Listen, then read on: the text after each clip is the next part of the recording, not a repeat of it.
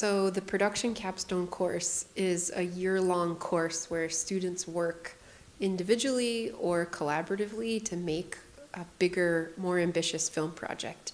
So students spend the fall semester in pre-production, and we move through everything from creating a budget to fundraising, script writing, casting actors, or doing research. If it's a documentary, if it's an animation, the students start storyboarding and creating art. Every weekend of January and February, all day, every day of the weekend, I was out doing something, either filming or just trying to plan it. But this was a year-long class, so the entire fall semester was spent just writing. It was just spent pre-planning, and then this semester was just execution. By the time we wrap in the fall, most of those pieces are in place, those pre-production pieces. The students will have maybe raised a few $1,000s, and they've cast all their actors, and they've got a script, and then when they come back in January, they're ready to start shooting. Workload was a lot of, every weekend, I was doing something. I was driving somewhere to check a location, or I was in the office, meeting with actors, or I was with, the assistant director trying to figure out how we were going to do this. And as soon as you finish day one of shooting, post-production starts. You start by, organizing your media and your files. This year, you'll see one animated film at the festival. It'll be a short piece. That's the first time a student has ever made an animation for a capstone film. I always liked animation. I don't really know how I kind of just got into it, but at some point I realized I think that with animation can do things that live action can't. Filming's not easy. It's stressful. It's a lot of planning, and then, the day of, something will always go wrong.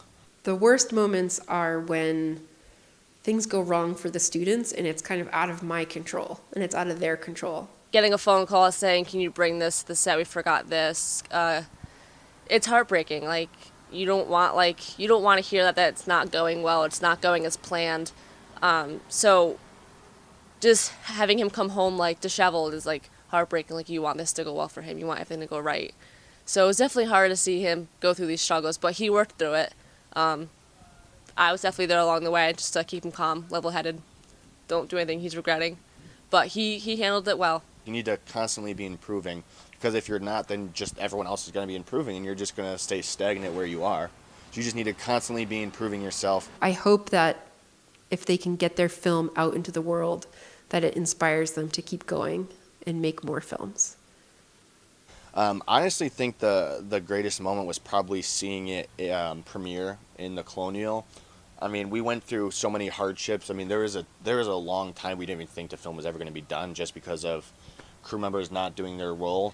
And I think we kind of accepted that, it's not going to be done because no one wants to do it. But then, once we did get someone to edit it and it was done and I saw it in the theater, and I was like, that was the moment for me, seeing my hard work come through.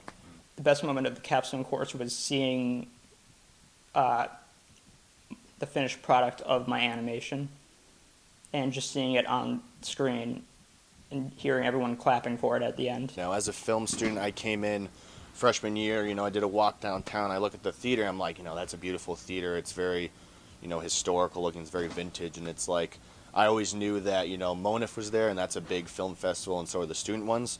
So being able to see my work in, such a respectable building where other respectable directors and students have done their work, it was a good milestone. It was kind of like a I made it moment,